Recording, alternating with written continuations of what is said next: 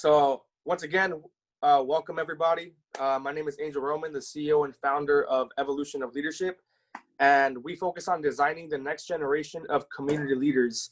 And Victoria Franca was one of the speakers that we reached out to, and she's amazing when it comes to being a leader in her own company and also in her own expertise with health and wellness. So we're very excited to have her on board today, hear more about her story of how she's ran her business and her stories with overcoming adversity.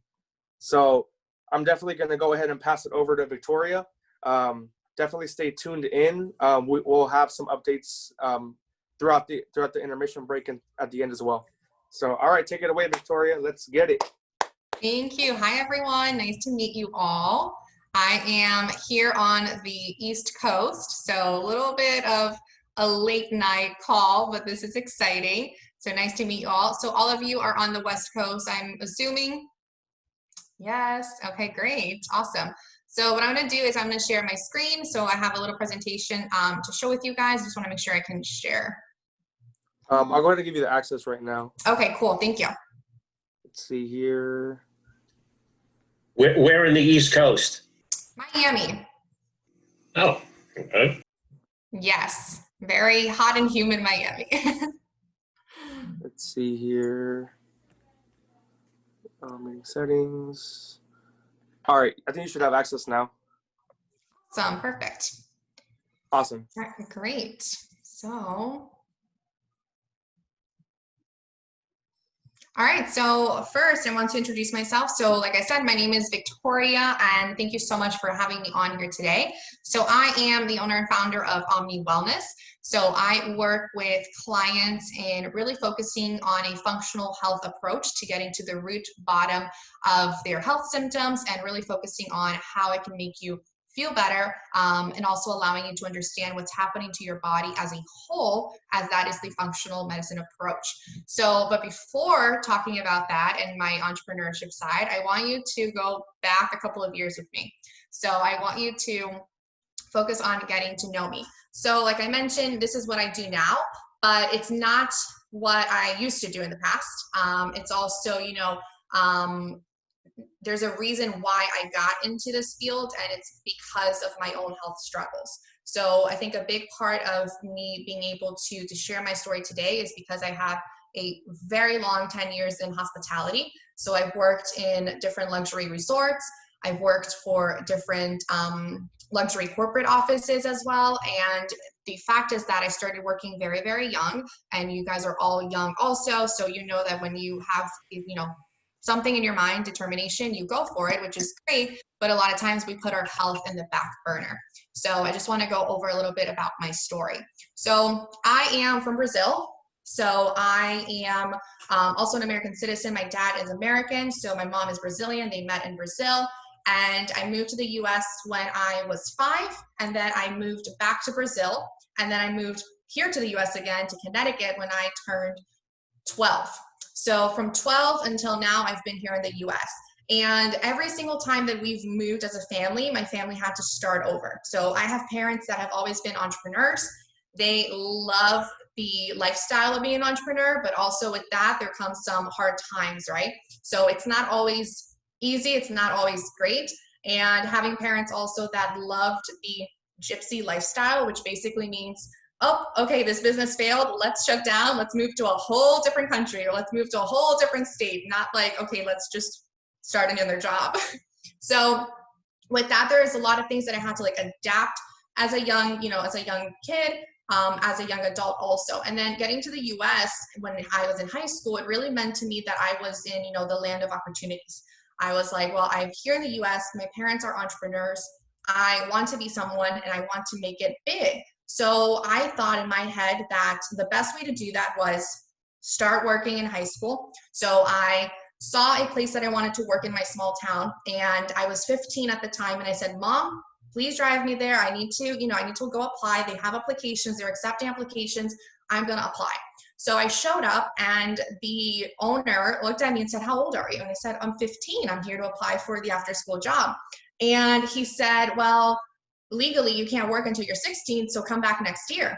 And I was just like, oh, that sucks. Like, I really wanted a job now. Like, I wanted to start my career at 15. And I went home and I was just like, I just couldn't accept that that was the answer. So I started doing some research and I found that Connecticut had changed its law. And you actually could work at 15 if you worked from the hours of 3 to 6. So I printed the law and I went back to him and I was just like, hey, Rich, it's me again. And just so you know, they changed the law and I can work. Can you hire me from 3 to 6? So he looked at me and he was just like, wow, like I've never seen someone actually want to work so bad. Like, sure, like why not? So I was hired, and then he started noticing that he could hire, other 15-year-olds versus waiting for someone to turn 16. So I started that first job, and then I really wanted to get an internship. Back in the time, I was watching The Hills. If anyone watched The Hills on MTV, you maybe know Lauren, I think Danielle, like I see you nodding your head. So I'd watched The Hills, and I really wanted to be an event planner. So I don't know why in my mind, I thought that Lauren and all the girls in the show were also in high school, but they weren't. They were in college. But in my mind, they were in high school. So I went to my guidance counselor and I said, I need to find an internship. I want to be an event planner. How do I do it? And she was like, well, you're 15. Gonna wait until you're 18 to like work in events. And I said, no, there has to be like a way. So she said, all right, well, there is, we do offer an internship program here at our school, and it's for anyone that's a junior and senior, but let me see if I can try to get you in. So I applied, got in, and got started working as an intern at a resort in my town that did a bunch of weddings. So long story short, I did the internship for about a year and a half. And then when it was my junior year, the 2 wedding planners, because I was doing weddings, the 2 wedding planners quit mid-wedding season. So the management team at the resort looked at me and said, hey, you're the only one that knows the brides that are coming in the next couple of weeks. You're the only one that knows how to do the job. We need to hire you to be the intern wedding planner. And I was like, I'm 17. Like, you guys, I can't do this. Like, no, like, I'm here just to like watch and do, my part as an intern and like, spend here like during the weekends and have a great time and learn. But this is a lot of responsibility. And they said, don't worry. The GM is going to do the financials for every event. So you'll have all that part covered. You just need to manage and run the events. So here I am at a 17-year-old managing the events. So we had weekends with over 5 weddings a day. We had, I had a team of all the servers and everything that I had to huddle with and lead and manage. And they all knew my age. They all know I was 17, but it's like, at that point, your age doesn't matter. You're given that opportunity and you have to show that you're there to really lead. And that's what I did. So I led that team and we got through the wedding season. I trained the wedding planners and I went back to my senior year.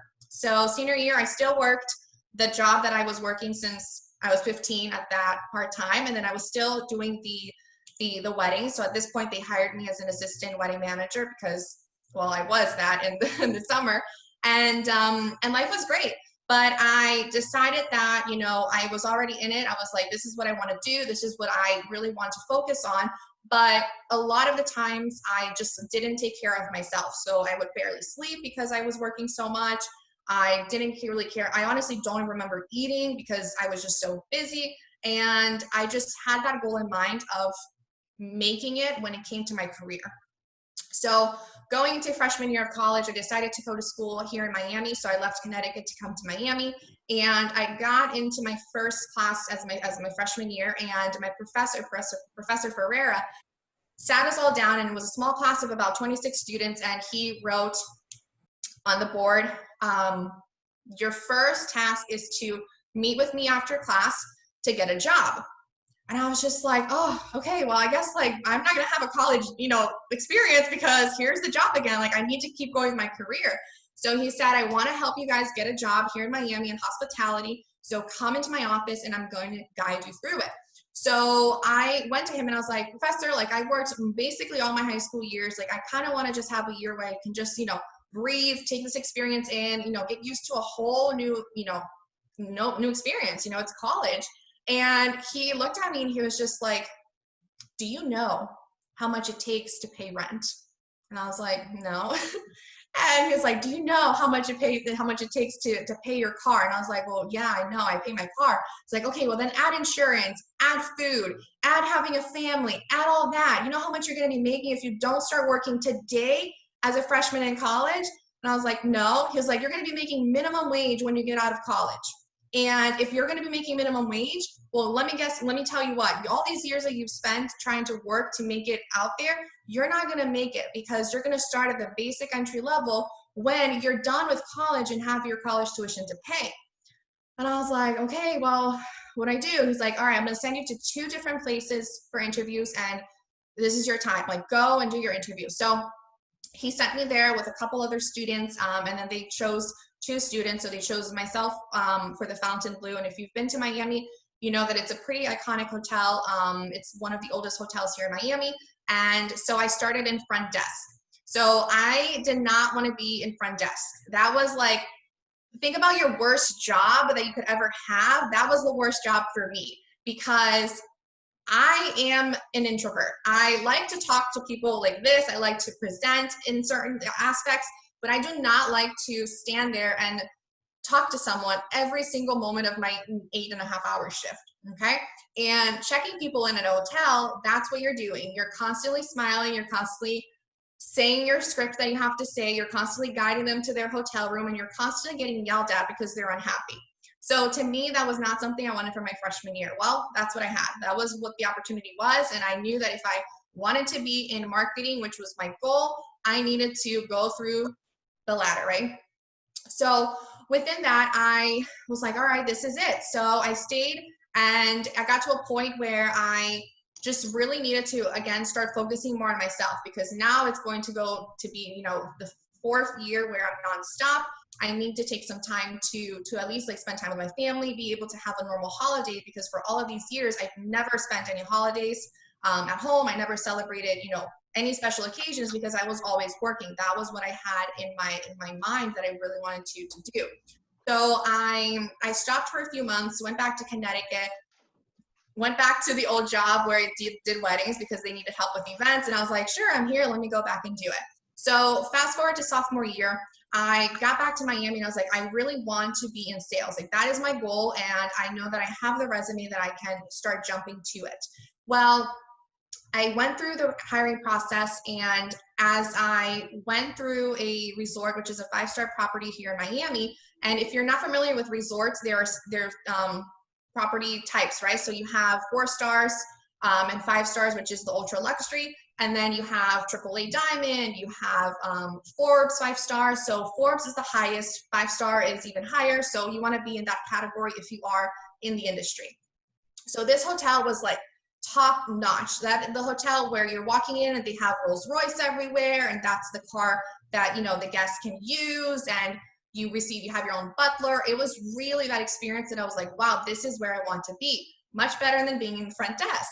So I applied for the marketing position. I got the job, and as I met the CFO, she said, well, all right, so you can start 9 to 5.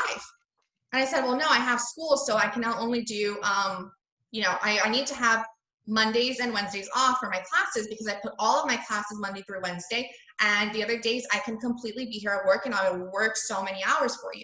And she goes, oh no, you have to quit school. And I was like, what do you mean I have to quit school? Like I gave you guys my schedule before starting the whole interview process and all that. And she said, no, you have to quit school. You know, this is it. This is what you want. You need to make it happen. And I was just like, no, like I've been sacrificing so much already for my career. Like I'm not going to quit school to come to work. So I said, thank you so much for the opportunity, but I'm not going to take it. So they called me back a month and a half later saying, actually, we have a guest relations manager position available and we want to hire you. And I said, no, you must have me confused with someone else because I am 19 being hired for a manager of a 5-star property. And they're like, no, we saw your resume and we want to hire you. I was just like, well, what do I have to do? So they said, well, basically the job is we'll work with your schedule. It's a management job. You're going to have a team underneath you, and you're basically going to be leading the departments when the hotel manager is not here. And I was shocked, you guys. I literally was like, no, like, again, like, I think you're calling someone else. This isn't supposed to be for me. I'm 19. And they're like, no, you have the experience. You led so many weddings and events. We need someone that has experience and knows how to solve problems when things, come up. So I said, all right, well, I'll go. So I was in Connecticut at the time for Christmas. They wanted me to start on the 26th. So I drove down from Connecticut and I was like, all right, this is it. Like, this is, I'm making it. I left the front desk where I didn't want to be. Now I'm in a different department. This is where, it's going to get better for me. So I went back to working full time, school full time at the same time, and really had a job where it was, I have to say, the job that taught me the most. So if you know how to deal with people, you know that people are, extremely difficult, and you need to understand how to balance their challenges and their comments. And as a guest relations manager, if you're not familiar with the position, that's the position where people come to you specifically to complain. So whatever it is, if they're unhappy with their eggs, the restaurant manager is going to call the guest relations manager at a 5-star property for them to yell at me about their eggs. And I have to be sympathetic. I have to understand what they're going through, even though that their eggs look fine. I have to offer an alternative, and I need to be able to lead the team so that they can be in a level of excellence and always providing the guest experience that, the guest is paying for, because here guests are paying for a room that's $1,500 a night. So this is, they're expecting ultra luxury. So the job really was something that demanded a lot of me. And at that same time, I was still putting my health at the least worry. I didn't care about my health. I would barely eat. I would overwork out because I just, wanted to take any type of stress out from my body.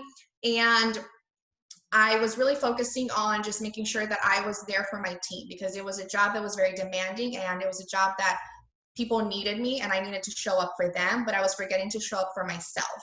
And that's something that I really want to focus on talking today, is how you're still able to provide the best experience for your team and be able to lead a team, but you still have to show up for yourself, because if you don't, at the end of the day, they're not going to get the best version of you because you're not your best. So fast forward to junior year, I graduated college. So I graduated college early because I did a fast track program. So I graduated college at 20, and I left this management job to go work for a corporate office. So this corporate office was completely different than my normal experiences, because this was a 9 to 5 with holidays, everything normal. I was a normal person for the first time since my freshman year of high school. So I really took that opportunity to kind of just check in with myself and see, all right, where do I actually want to be and what do I want to do? Because I realized that event planning wasn't for me.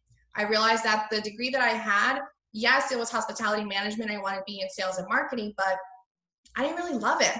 So what was this all for? Like, I literally spent, years now since my sophomore in high school trying to work towards this dream and trying to get to this position. But what was that position? Like, what was it? Because when I got to a management position and when I knew that I could be a director, it wasn't fulfilling. It was, it was something that I felt empty. And I felt that I was just doing it because I had to do it and I didn't love it. So going into that next season of my life. So as I was in the corporate office and working for that corporate position, my body started to really give up. Like, I was burning out. I had so many years that I didn't sleep right. I had so many years of poor nutrition. I had so many years where I was just working out excessively, and so many years of putting, everything of my career first, and me and my personal life and my life in the back burner, because it wasn't work and I wanted work to be in the forefront. And I think the biggest thing here is, understanding that yes, work is so important and having your career is so important and having your dreams is so important. But like I said before, you're going to be nothing and get nowhere if you don't take care of yourself. And it took me years to realize that. And it took me really getting very, very sick in order to understand that I had to stop and understand that I can have both. I can be a healthy person and I also can, chase my dreams and my opportunities without having to give one or the other. So while I was dealing with my health issues, I got in contact with a brand that's called Espa International. They are a luxury spa and wellness development company. And I met them because I was working at that property as a guest relations manager, and they did their spa. So they are a company that are based off in London. So I reached out and I really said, you know what, I want to start fresh. Going to a new destination, a new location is what I need. So they said they're not hiring for London, but that they're opening an office here in Miami, and they had a position. Sent me the information, and it was, I always say it was like a God moment, because I got the job with 2 interviews. They didn't interview anyone else, interviewed just me, opened the office just for me. I went to London for 2 months to do training. Everything was, paid by the company, which was incredible. And it was a company where they really, really, really valued work-life balance. Because if you know anything about British people, they love their tea and they cherish that time. So we could be in the middle of a meeting, and, Americans, we take everything, to the extreme, in a sense that if there's something happening, we're gonna fix it. Like, we're gonna find a solution. Like, we're fast paced. Like, let's go. And the British, no, it could be, hell could be breaking loose, and they'll say, no, let's just have our tea.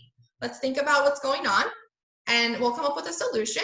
And here I am thinking, no, like, we have to go. Like, we have to, what? Like, guys, we're like losing time right here. Like, there's things needs to be done. So they really taught me, during that training, that it's okay to slow down. You can still think about problems. You can still problem solve, even though, you're taking a step back and thinking it through. So it was very, very interesting to see, a whole different culture and how they lead their teams. And they do it very, very well, but it's very different than what I was taught and what I had experienced in. So that position brought me to being a business development manager here in the US, also an international luxury spa consultant. So I have the opportunity of working with Ritz-Carltons, Mandarin Orientals, luxury spa boutiques such as Bahamar. So spa boutiques all over the US, where I basically work with their spa teams. So I lead their teams. I also work with their marketing and PR management. So it's a whole, consulting aspect of the career, but also allows me to work and lead teams, which I do love and enjoy, because it's exciting to see people learn and develop into the position that they want to be in. So with that, once I learned how exciting, it was to actually have some balance in your life, I started to learn that I wanted to dive more into the wellness aspect of it. So working for the spa industry, they are very into wellness. And that is something that was completely new to me before, because I had no wellness aspect in my life. I didn't care about my well-being at all. So I started learning. So I did courses in aromatherapy. And then I decided that because I was still dealing with so many health issues, I really wanted to get to the root cause of it, right? So I went back to school to become a functional diagnostic nutrition practitioner. It is a mouthful. So really the purpose of it is to be able to help people heal from their challenges, their symptoms, through the root cause of it, right? So once I finished that schooling and I got my experience, I opened my business, which is Omni Wellness. And I'm able to still do that working full time for ESPA, but also, taking care of my health and having a life, because that is so important. That took me years to learn. And it really makes a whole difference, because you can absolutely do what you love and be the best at what you do, but also, take time for yourself. Let me see. All right, one second here. There's some technical difficulties.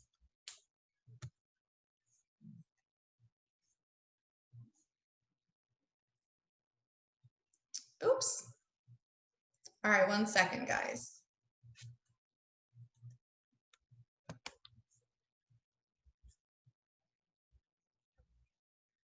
It's like, sorry, it's not letting me get out of the presentation. Are you out of, you're not seeing the presentation right now, right? No. No. Okay. So one second. No worries. Take your time.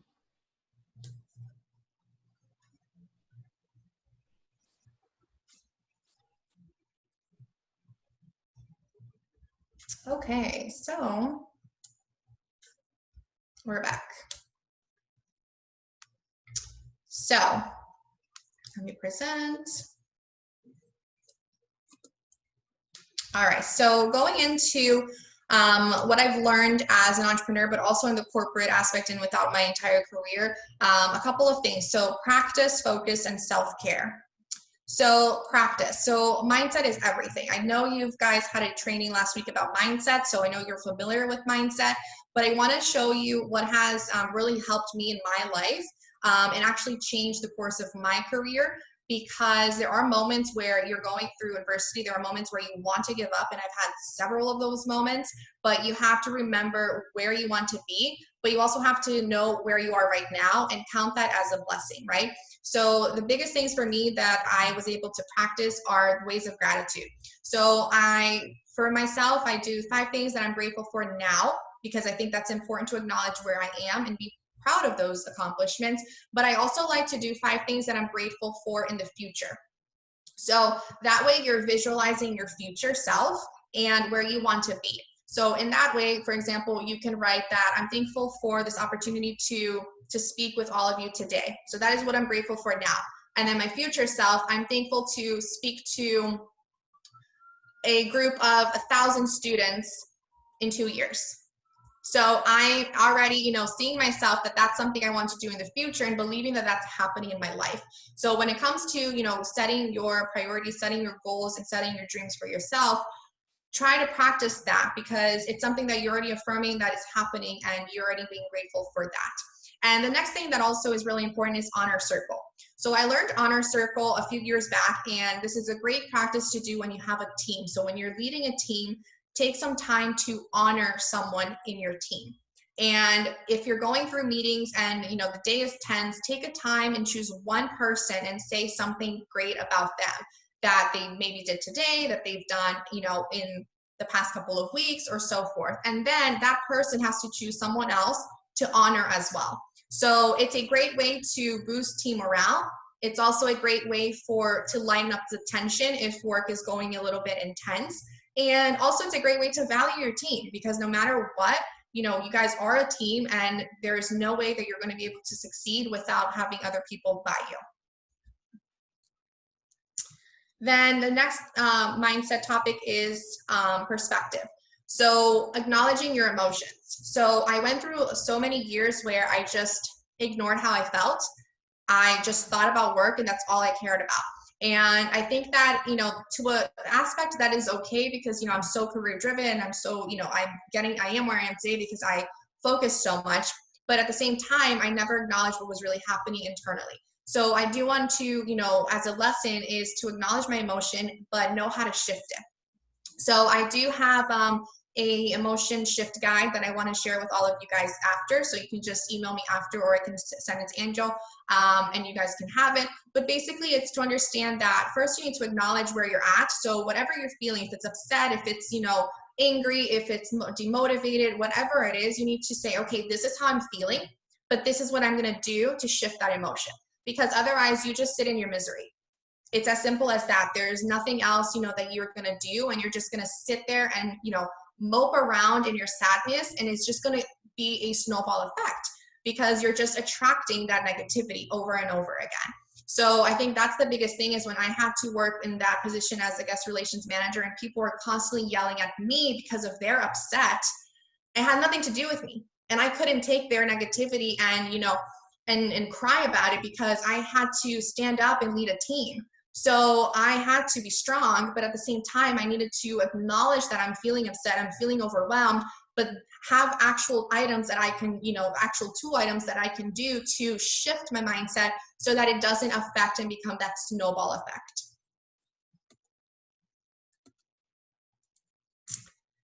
Then going into focus. So leadership has taught me a couple of different things. First thing, prioritize. So prioritize your personal life, because if you don't make time for your personal life, it's going to pass you by. And there's so many incredible opportunities that we can have with work, but there's also so many opportunities within life that we will miss if we don't prioritize certain things. So I always say, choose 3 pillars for yourself, 3 pillars that stand for your life. So what do you stand for, right? So for me, it's my family. It's, it's holidays. I love to spend holidays with my family, and it's friendships. So those are the 3 things that are my 3 non-negotiables. So I want to make sure that they are in my calendar. So what you can do is when you are working or when you have school and all that stuff, you can start the month with a fresh calendar.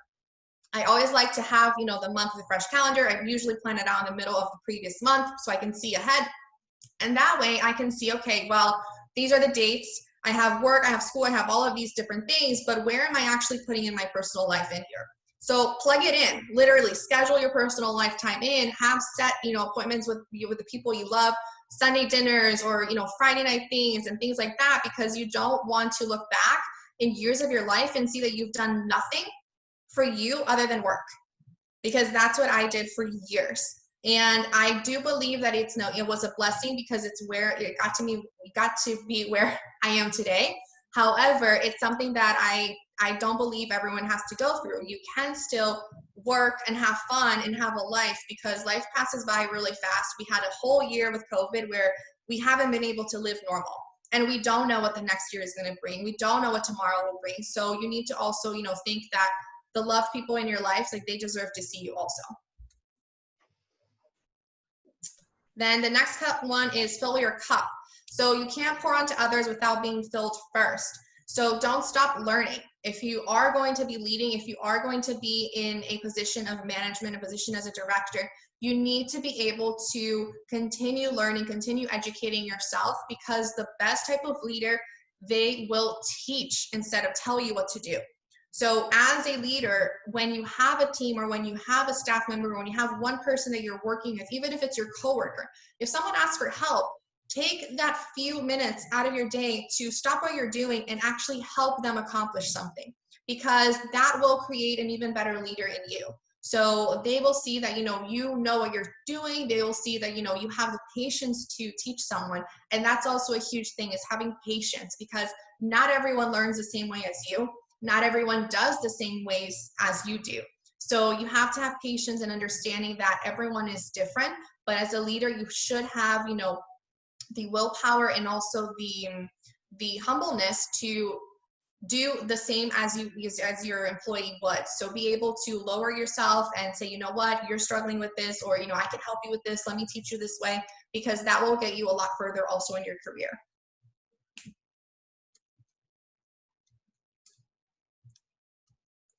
Oh gosh, here we go again. All right, 1 second, guys. No.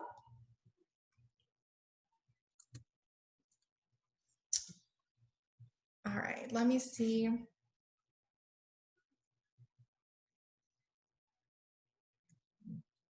Okay. Next, self-care. So your health should be your priority.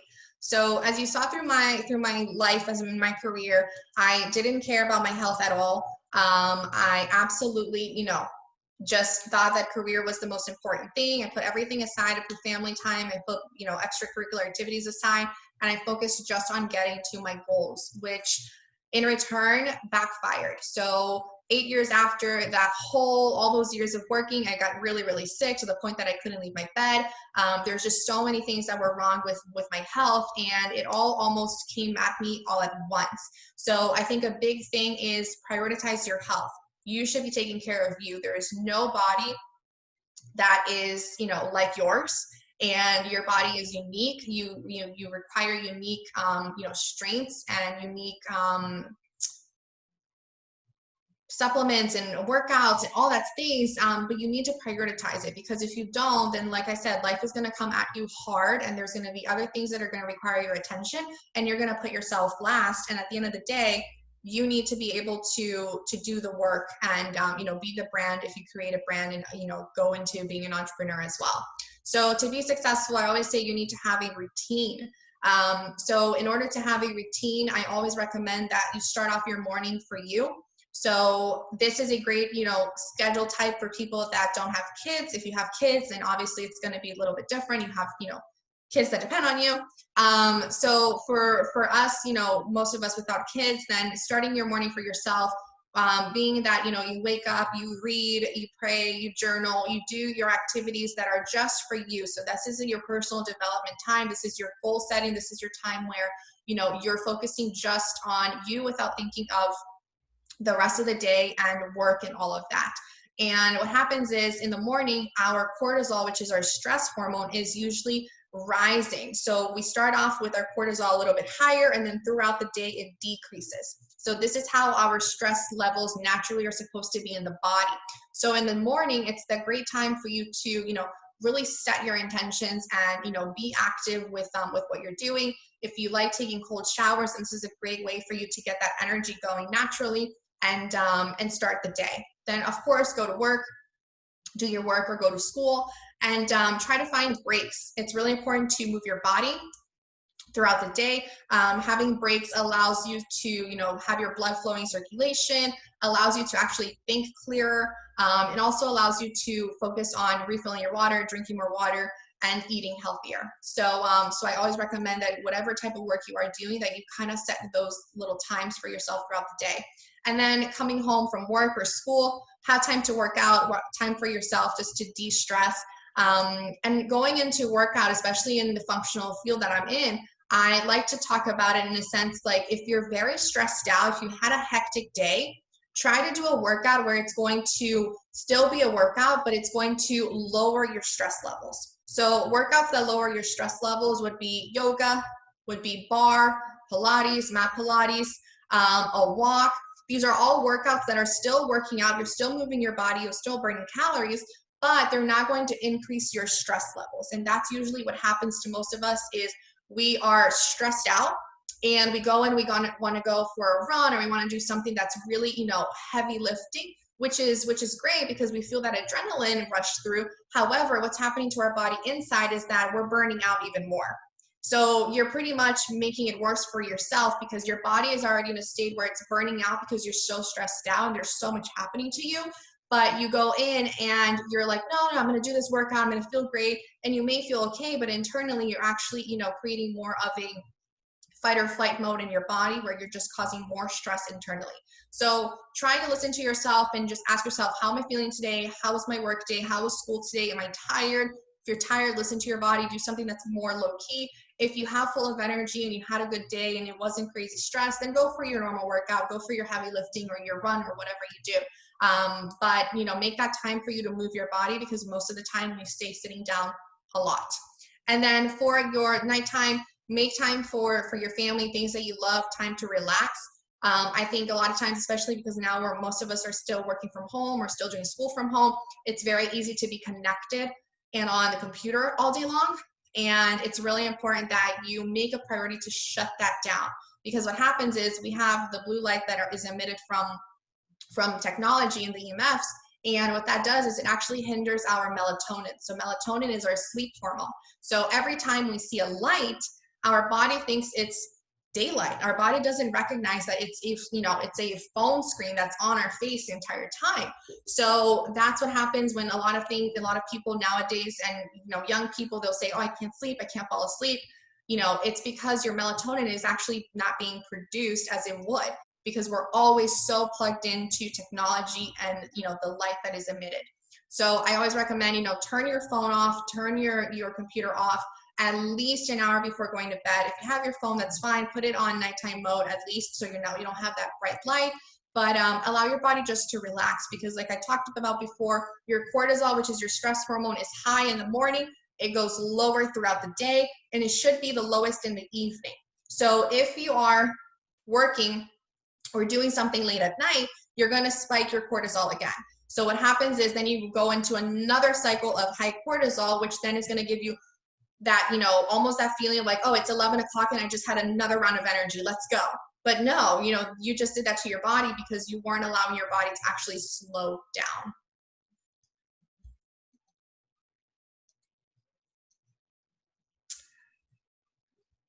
And that is what I have for today. So any questions, I'd love to hear. I also want to email that emotional guide for you all.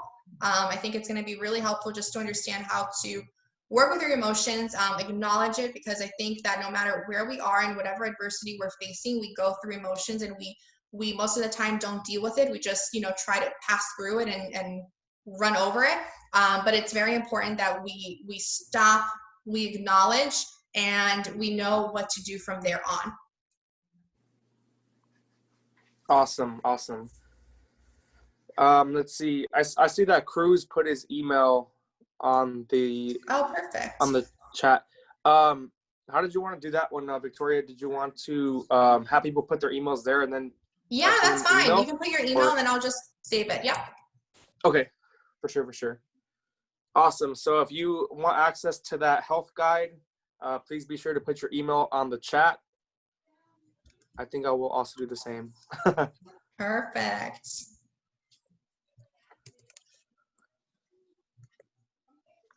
All right.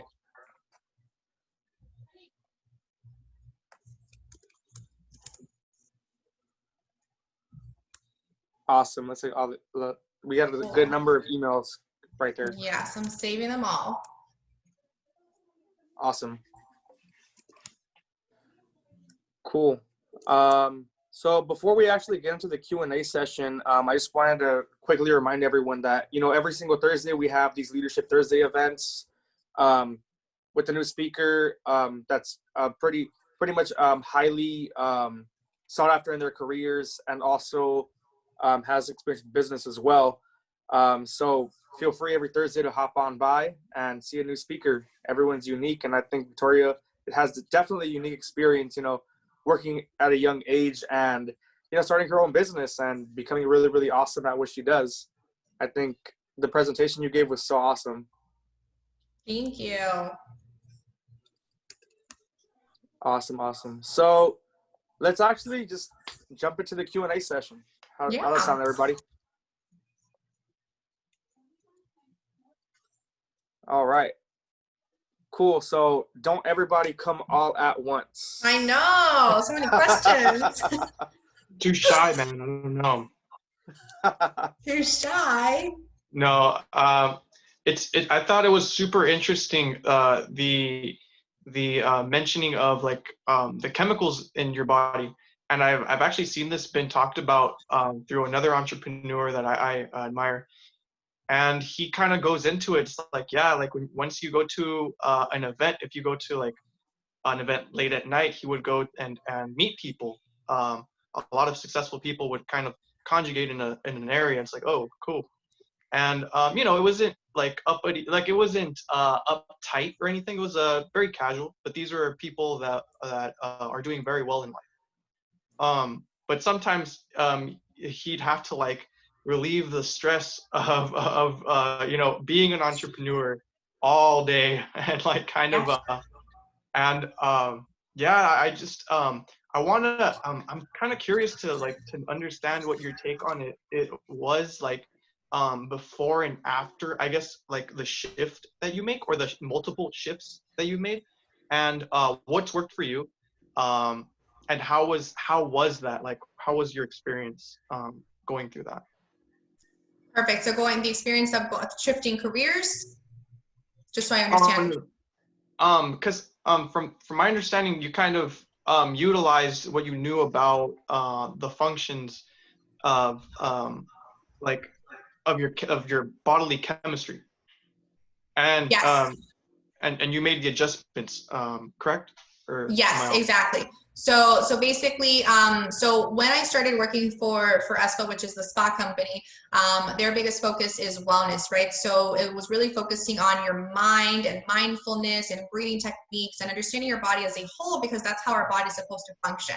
And to me, that was completely new because I was not brought up in that way. I was brought up more traditional medicine, which is basically, you have a symptom, you then get a medication, and then that's what you take. There's no question of why do you feel that way and why do you have those symptoms. So once I started going more towards the functional aspect, I started seeing that yes, there are ways that you can start asking your body why, and you can actually understand your body way more. So I think with me, being able to heal my body and work with clients to heal their health is allowing and showing showing themselves to understand and ask your body, how are you feeling, or why are you feeling this way, right? So that's also what I do with the emotions. And when I talked about that emotional guide is going to be able to acknowledge what you're feeling and stepping, taking 4 minutes, 5 minutes, whatever it is, to say, okay, I'm feeling stressed out, but why? Like what caused that stress? Because most of the time, whatever is causing that type of emotion, we don't sit with it and deal with it. We just say, okay, I'm stressed, and you move on and you get even more stressed, and then you get mad, and it becomes like the snowball effect.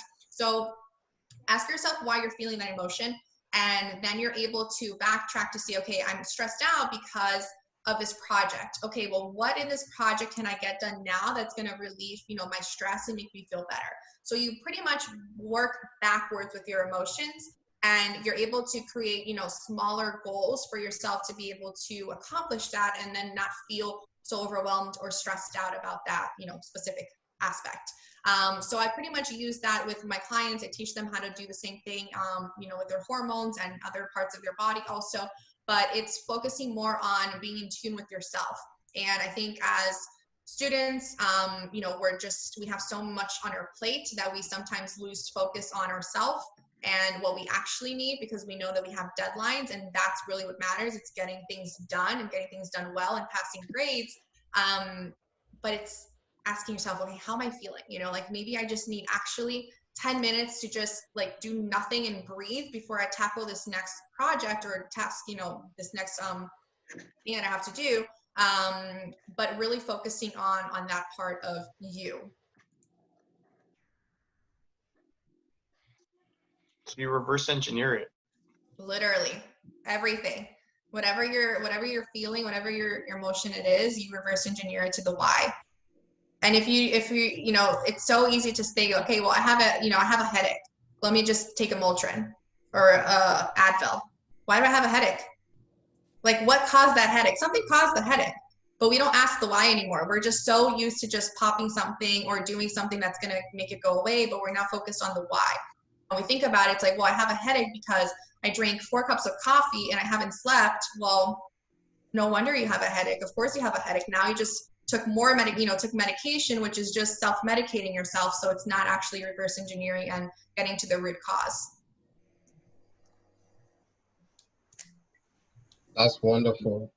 So, Victoria, I have a business-related question for you. Yeah. So, when you were starting out your business, obviously you did have some struggles, and what I would say, what did you So you struggle with? you broke out a little. Oh, okay. Sorry, Can you broke can up a you little, hear but me I now? think did you say areas of, Can go you hear ahead. me now? Yes. Okay. So, what did you struggle with the most, and how did you overcome it in your business? So in my business, so I work as a functional practitioner, and a lot of my business is done online. So that's the beauty of it, in the sense that I can work with clients all over the US, all over the country, all over the world actually. But I think one of the things that I struggle the most is actually comparison, because I think as when you're online, you're constantly comparing yourself to other people.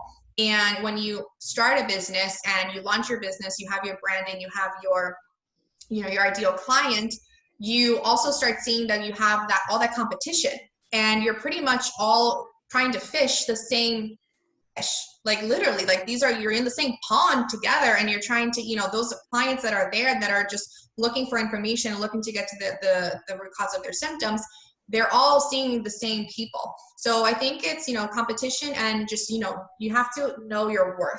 You have to know, the reason why you're doing what you're doing and what sets you apart from anyone else.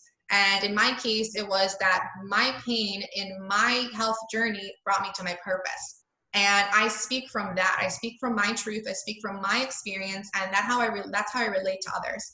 And there are other people that are in the industry that have other, experiences, and that's what they relate with their clients. So I think is, know your worth and speak from your heart, and just know that you are there, doing your job, which is your passion, and it's going to transpire, and it's going to have people, be able to see what your value is and want to work with you.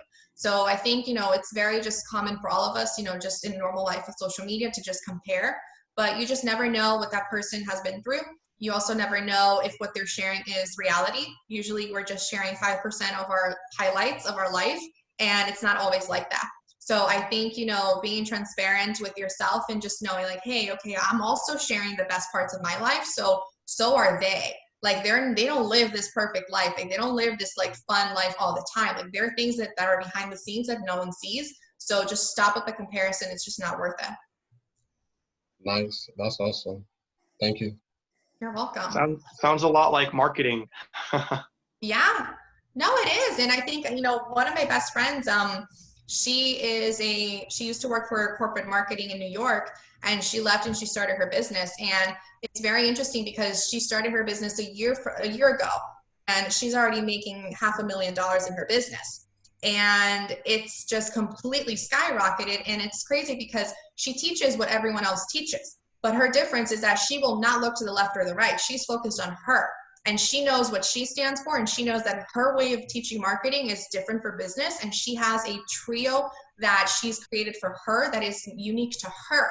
So she does not care if Sally on the left or Becky on the right, they're doing the same thing in a different way. It's her way that she's focused on. And it truly is just like marketing. You know, you have to look at what you offer and what your branding is and what you stand for, and go with that. Hi, Victoria. Thank you for your presentation. It was really inspiring. Oh, you're welcome. I'm interested in what you brought up about the British culture and how they slow down and they take things more slow. Can you talk to us a little bit about how we can incorporate that? Because I definitely come from like the American culture where it's like go, go, go, go, go all the time. Definitely. So I think great ways to incorporate that is allowing yourself to, like I said, plan your schedule ahead of time, right? So I think Americans, we really live off of a schedule, and we're very scheduled people, which is also different than the British people, also different than Brazilians. Also, there's no schedule. They just show up whenever they want. So in our case, because this is how we are, we want to, you know, plan, then start planning times for yourself. So literally just put out on your calendar, this is your you time, and you're focusing on you, you're focusing on slowing down. If you're able to, you know, if you're doing school from home, which I don't know if you guys are still doing school from home or not. If you are, then create little times, even if it's 5 minutes, to get up and go for a walk in the house. Like literally, if you're just walking from room to room, you're moving your body. You're taking time to just breathe. And the next thing is I like to teach the 5-finger breathing exercise. So literally the simplest thing that you can do with anyone, you can literally teach this to little kids and they will understand. But you all put out your hand and you breathe for in and out for each finger. And you do this as many times as you need in order to just bring your body back to homeostasis, which is balance. So anytime you're feeling anxiety, anytime you're feeling stressed out, just look at your hand and literally start going finger by finger, in and out, breathe in and out, until you feel some sense of calm. So this can be done anywhere. I have, you know, clients where their kids are going crazy with anxiety at home, and they'll just say, hey, let's do our 5-finger. So they'll put out their hand and they'll breathe in and out, in and out. So it's just, you know, bringing stillness into your day, which is, you know, what the Brits are great with doing. They don't get stressed out about anything, like nothing. I still have conference calls with them, you know, literally almost every day. And here I am panicking. I'm like, oh, this is happening with this spa. This is happening here. And they're just like, okay, yeah, well, it's tea time. I'll be right back. And I'm like, no, I need it now. I need an answer. So it's really allowed me to also understand that sometimes we don't exaggerate things, but we also want it done so immediately, right? And we also have to then reverse engineer it and say, why? Like, is it actually an emergency, or are we just used to having things done instantly? So if it's an emergency, okay, get to it, you know, handle it and get it done. If it can wait, then it can wait. And I think a big part of it too is, as I've always worked from home since working with this company. So for me, COVID wasn't a big change, but in the beginning, working from home and not having to show up in an office or have people, you know, that I needed to respond to, I felt that if someone emailed me, I needed to get back right away. Like I just needed to like be, you know, responding within 5 minutes because I wanted to show them that I was there and available. And that's great. However, you have to set also some guidelines for yourself. Because if you're working and, you know, you've already responded and you're constantly responding every 5 minutes, and you're just there all the time, they're going to depend on you for the quick response. That's what you're setting yourself up to be, right? You're setting yourself up to be that person that responds really quick, which is a great thing. But the moment that you can't do that, and the moment you're busy doing a project or doing something else, then guess what? They're going to think you let them down because you're not responding as fast. And that's something that the British people don't do. They will literally, their return time is 24 hours to 2 days, and you're going to get a response within then. If it's an emergency, right emergency, you'll still probably get it within the same day. So, that's just how they work. And I think for us here, at least with me, that's not how I was used to. I was used to just responding really quick and just hustling and bustling, and, time is ticking and time is money, and it's just very different for them. So I think, just calm yourself down and just know, if you're available and you can take that walk, put your hand out, take that breathing and do that breathing exercise, and just, respond to people in a timely fashion, but also just know that it might not all be an emergency that you have to rush and stress out about. Thank you so much. You're welcome. And then in regards to teamwork, so if we're working with teams, do you think it's like good to just tell the team like we're gonna slow down and kind of take things? So I think there's a time and a place for everything, right? I think you can feel the energy from the team. If you feel like your team is really tense and you feel like the energy just isn't, really enjoyable, because when everyone's tense and you feel that in the environment. I think it's important to just say, hey team, take 5 minutes, like, hey, you take 5 minutes, when you get back, take another 5 minutes, kind of work around with your team. And just, I think the biggest thing is understanding that, they may have personal things going on also. And I think that is a big thing where we learn, leave your personal life behind, which is also, something that you shouldn't bring your personal life into work all the time. But there are also moments in your life where, things are happening and they're happening fast to us, and there's so much that could occur, that you have to have that sympathy and being able to be a team leader, that you can understand if someone is going through something and that they can come to you, not every day when they're crying about their boyfriend, but when there's something actually big, they can say, hey, I might need 5 more minutes because I'm just trying to get myself together, versus you being, well, no, I said leave work behind, leave personal life behind at the door. People are people, and we have to have that humanity, which a lot of times I think we forget about, and we're not used to in the workspace anymore, but we just have to have a heart for that also. Thank you so much. You're welcome. Awesome. I have a question. Yes. There was a time when I was president of Peace Club, and there was an organization at our campus at Dominguez Hills. And back then, with the events that we would host, I would always get like anxiety, or I would always be like, oh, everything has to be really on point, everything, But, after a couple of years of doing that, I noticed that I didn't even mind if something went wrong at an event, right? Because it was kind of like, oh, okay, cool. Like, it happens. Sometimes things don't go according to plan. But that doesn't mean that I wasn't still focused. If there was an issue, let's go ahead and fix it. But like, even because I know I had the shift that you're talking about, but the thing is, I don't know where it happened, or I don't know how. So my question essentially is like, how does someone shift that perspective? Because you know how sometimes some people, maybe the shift happens and they don't even realize it, right? Mm-hmm. So when do you kind of know like how to shift it, or if it already happened? Yeah, no, that's really good. I think when the shift happens, it's very, okay. So the word that I was told one day by a friend that was a coworker, and she was actually my boss. She said, I don't understand how you're so unbothered. And I said, I'm not unbothered. Like, I am, like, this matters to me. It's just that I'm at a point where I know that things are going to fall into place. Like, I believe that what we're doing is the right thing, and that the steps that we have in place are going to work. So I'm not going to sit here and panic over something that we've worked hard to actually accomplish, and that everything is going according to plan. So I think, you have to just look back and, kind of see is the amount of energy that you're putting into it, is it necessary? Like, you're psyching yourself up for what? Like, there are certain situations, yes, you need to, like you said, if things are going wrong, you need to go and fix it. But there are also times where, you're almost living a life with the glass half full. You're either panicking or you're just like you just gave up. So that's not the way that it should be. You should, know when to actually go after that, that chaos or what's happening and fix it, but also know when you're creating that own chaos in your mind and psyching yourself out for no reason.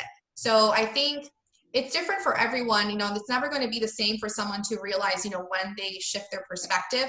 But I think it's when you start realizing and asking yourself, like, why am I feeling this way? And you start seeing that you might be creating your own storms, and you might be creating your own, the own added stress in your life by just psyching yourself out.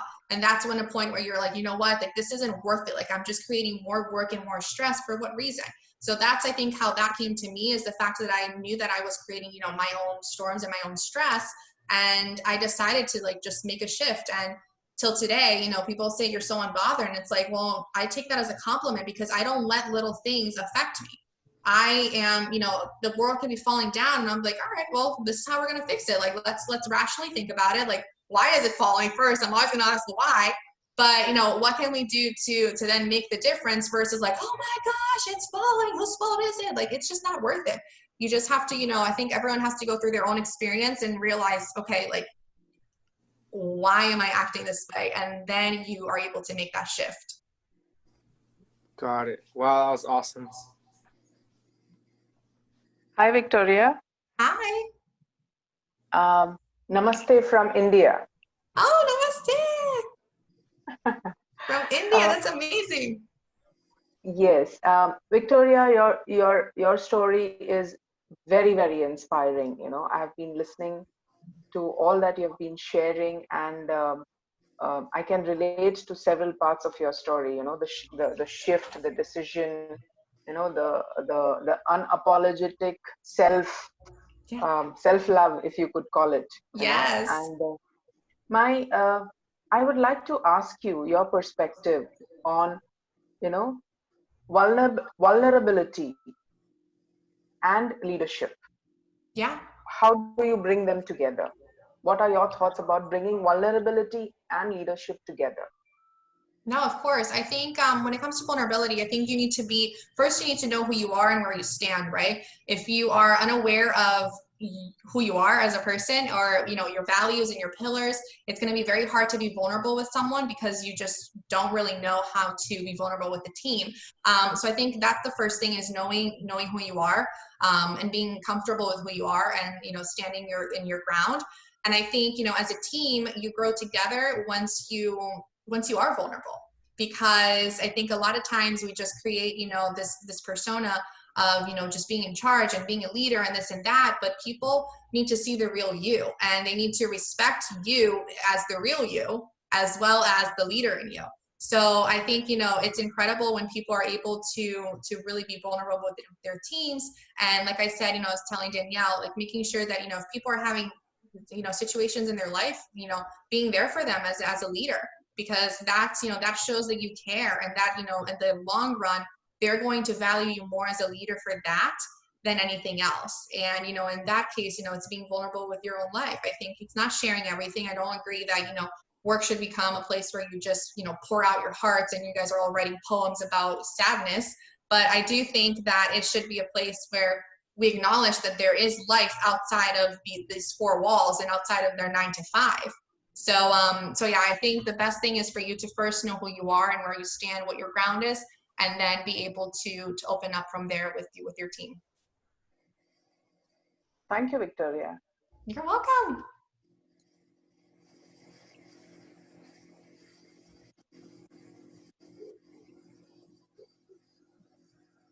Any questions? Awesome. This is the part where you pick on people a little bit. a little bit. Just too quiet. Let's say here, Roderick, you got a VD. Don't be too quiet. Don't be shy. Amelia, Adki, what's up? Remember, you are a leader when you ask a question. Yes. That's when know where you stand. Stand your ground, people. Exactly. Let me see. Let me keep calling a little bit. Beast Maya, Jessica Torres, Cruz. Cruz, Geoffrey's. I hope I Itself. didn't pronounce that wrong. So Vismaya and Aditi are my students. I teach leadership here in India to teenagers. Great. And Aditi and Vismaya, they are my students. They wanted to listen to Victoria when I Oh, shared the that's information, wonderful. and that's how they are here. Oh, I love it. Wow, this is amazing. Yeah, that's wonderful. And Sandia is also gonna be speaking by next week, right, Angel? Yep, Oh, that's great. very So it was excited. more of a testing waters. I was trying to dip my feet and find out, oh, okay, so that I can also understand, how do I prepare myself so I can add value to this wonderful platform and to all wonderful people here. I love it. That's wonderful. They're lucky to have you next week.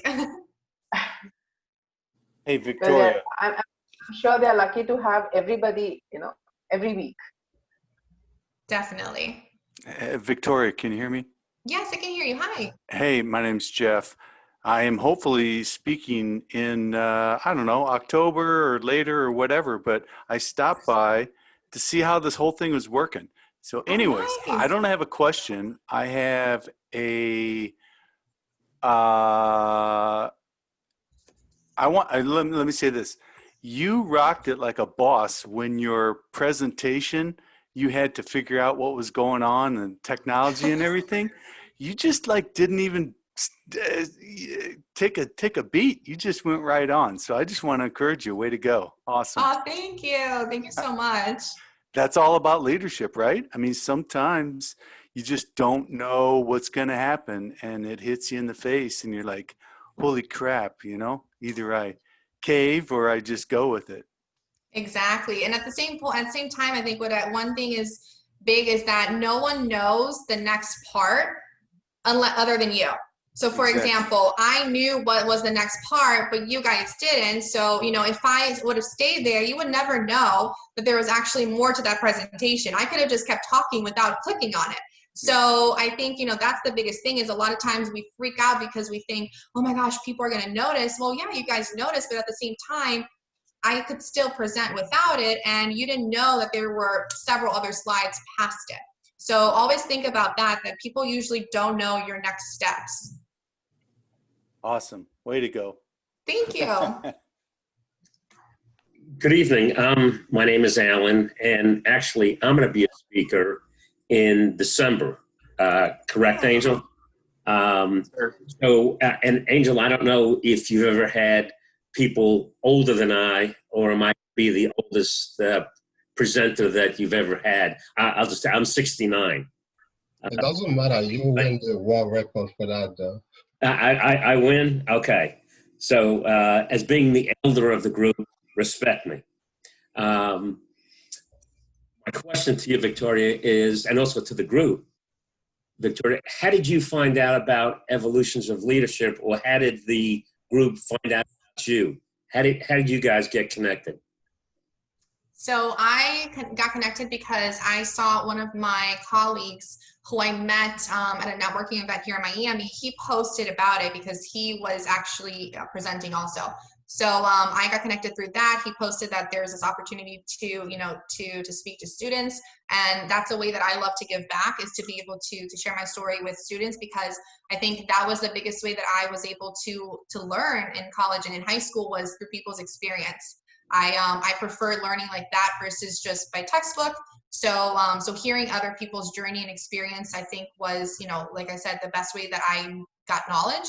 So once I saw this opportunity, I said, absolutely, I will, I'd be more than happy to do it. So Angel and I got in contact with Emmanuel and Richard. So that way, that's how it started. Very nice. Yeah. Very What nice. about you? Well, actually, very similar to the experience that you had. I'm in a business networking group, and I don't know if the rest of the group knows William Correa. Anyway, he told me about this, and he said, "Would you ever be interested?" And I said, you know what? It sounds very interesting. I had been, of course, when I was a lot younger. I was a big brother for 8. Oh. And like you, I find like giving back, being a mentor is something that I feel passionate about. And I think that there's a lot out there that need that mentoring. And like I said, it's rewarding to me. So I enjoy it. So I've been passionate about it. Plus, I have my wife and I, we have 2 kids of our own, which, needless to say, I've been mentoring them. Yeah. The only way I can relate to most of you guys, just so you know, our youngest son is a sophomore in college. So I still have ties to college, even though I went to school many years before you guys were born. So, anyway, that's my story. So stay tuned to December 3rd. That's great. In fact, Victoria, you're invited. I will join if I can. It's a little late for me, but I will put it on my calendar. I love planning, so I'll put it on my calendar. Very nice. Nice. It's awesome to see multiple speakers on here. It's really cool. Let me see here. Did anyone come up with a question to go ahead and ask Victoria? I have another question. Yeah. Nice. So what would you say to somebody who's a little bit skeptical to the kind of the emotional like aspect of health, I guess, like somebody who is kind of skeptical to it? Okay. I think the guide that I provide is really, really easy to follow. It's pretty much looking at an emotion. So for example, let's say, the emotion is that you're mad. It's then going to give you different tools to work through that emotion to change how you feel. So instead of being mad, you're going to go from, being happy. So I think don't look at it as a big monster. Just look at it as like bite sizes. So just if you're feeling something, just you can take a picture of the document or save it on your phone, and then just work through that emotion individually versus thinking of it as a big monster. Because sometimes when you think about emotions, it's really overwhelming to think, oh my gosh, I'm feeling all these feelings, and maybe I have all these different feelings throughout the day. So don't over analyze, or like I said, almost like create that storm in your mind because of emotion. Let the emotion come, acknowledge that you're feeling that emotion, but just know that there's a way to work through it. And that's pretty much, what the guide is going to show you. So it's very, very simple and self-explanatory, but just don't create that, almost like an anxiety about the emotion, because we all feel emotions, and, we feel every single day, every single moment we're feeling something. So it's just knowing to kind of pause and ask yourself, okay, what am I actually feeling? Because, we go through life as, ignoring our emotions and just run the day. And I think it's that moment when you stop and ask yourself, okay, what is this feeling? Once you know it, then you already know like what to do in the next step. Great, thank you. You're welcome. Awesome. I just came up with the question. Okay. So what advice would you give to college students that are currently pursuing their careers? Oh, okay, good. Okay, so I would say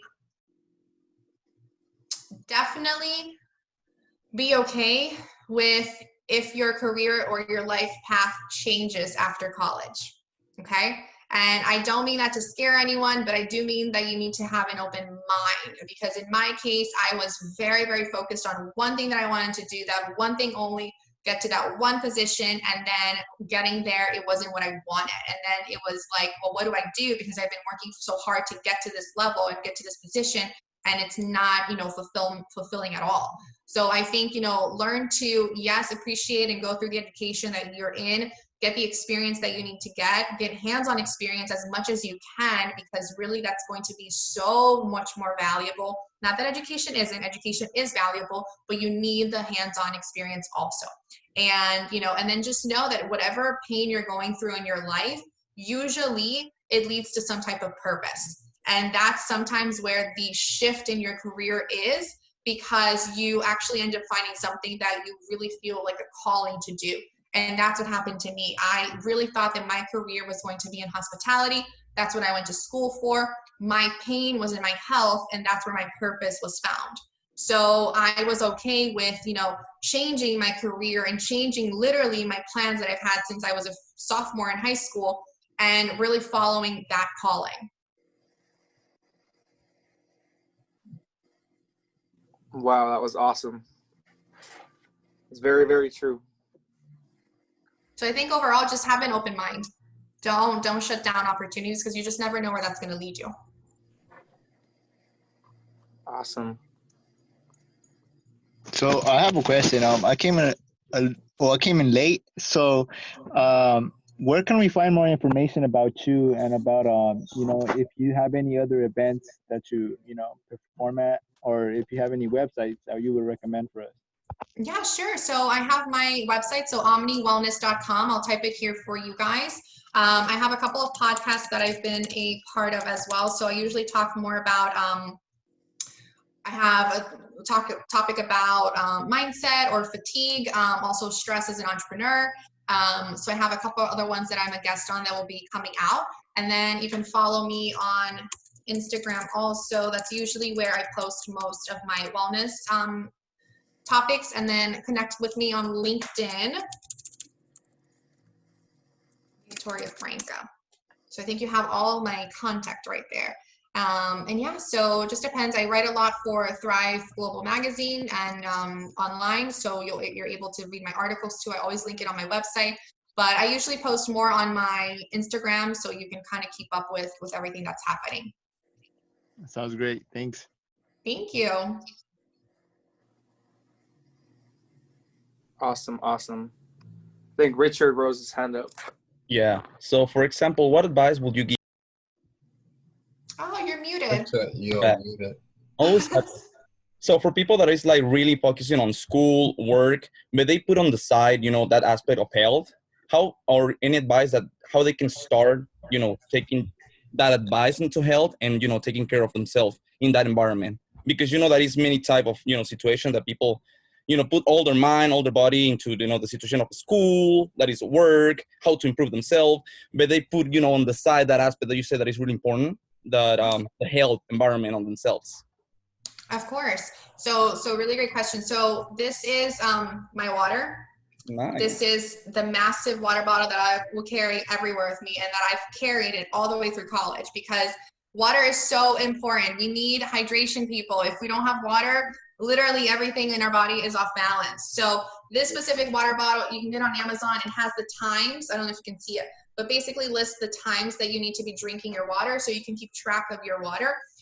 So I would say hydration is key. I'd also say that the least amount of processed foods. Processed foods have toxicity. Toxicity causes diseases. So toxicity, what that does, if you eat processed foods, they can actually feed parasites, feed bacteria, feed different parts of our body that, you know, we don't want to be affected. And that's really when our health starts to be deteriorated. I'd say that try to get as much sleep as you can. Sleep is so important, and sleep is so ignored. I always ignored sleep. I could care less about sleeping. I was just like, whatever, I'll sleep when I'm dead. Well, no, like I need sleep alive, because otherwise I will be dead soon. Okay. That's just the truth. And I think it's really important that, you know, you focus. Of course, maybe you can't get your 8 hours of sleep every night. That's fine. Try to get your 7, your 6.5. But between the hours of 10 and 6 a.m., that's when your body is doing the most detoxification and the most recharging. So your adrenal glands are the glands that are responsible for your energy production, also your thyroid hormone. So what happens is when we are stressed out, this is our cortisol. So our cortisol increases. Our adrenal gland is right here trying to produce your thyroid hormone and energy, but it has to meet your cortisol, your stress, where it's at. So once it meets, then it brings your body back to balance. So what do? We go and we have coffee, and we have more coffee, and we have more coffee. So our stress increases throughout the day, and our poor adrenal gland that's supposed to be doing work, which is produce hormones and bring our body to have energy, has to spike up to bring your body back down. So tip number 3 is avoid caffeine. Okay. So yes, I know that's hard. Everyone's college, you're juggling a bunch of things, but go ahead and try different types of, not, you know, the decaf coffee obviously doesn't bring a lot of, you know, energy, but try drinking matcha instead. Just avoid having more than 1 cup of coffee, because that really, really kills your stress and your adrenal gland, which is responsible of bringing your body back to balance. Amazing. And for example, you mentioned about the caffeine. Does that count into the pre-workouts? Because I know that it's going to be people in here that are into sports, and sometimes, you know, they, even myself, sometimes readily, when I feel a little tired, I get some of it, and you know that give you the hype and stuff. So that is a little negative for your body. Or... It is. So actually, when was it? So when my whole health issue started, one of the biggest issues that I had was that my liver enzymes were extremely high, and I didn't know why. And I did lots of different tests, and it came back because of my pre-workout. So my body had so much caffeine because I was pumping coffee for work, and then I was pumping pre-workout to work out at 4 o'clock in the morning, that my body was just literally, my liver was shutting down. So I think it's really important to notice that, yes, if you're going to have your pre-workout, then don't have more caffeine that day, because it is already a ton of caffeine. If you can, do a workout without the pre-workout, the better. There is a bar, let me write it here. It's called Verb Energy. So this bar, it is I'll actually have one here. Let me show you. It's a little bar like this. It's like tiny, and it's actually really, really yummy. You can get different flavors. This has as much caffeine as a shot of espresso. However, it's made with green tea. So the good part of this is, yes, it still has caffeine. However, it's different than your caffeinated drinks and things like that. So you can eat one of these instead for your pre-workout, or instead of having your cup of coffee, and you're still going to get a ton of energy, but this is going to be less impactful in your body. Nice. All righty. Nice. Thank you. I see here we have 2 questions on the chat. So Vidi asked, adding to what you said about having an open mind, how can you be mentally strong but without taking values from your pillars? Oh, okay. So, well, let me just read it one more time. How do you be mentally strong but without taking...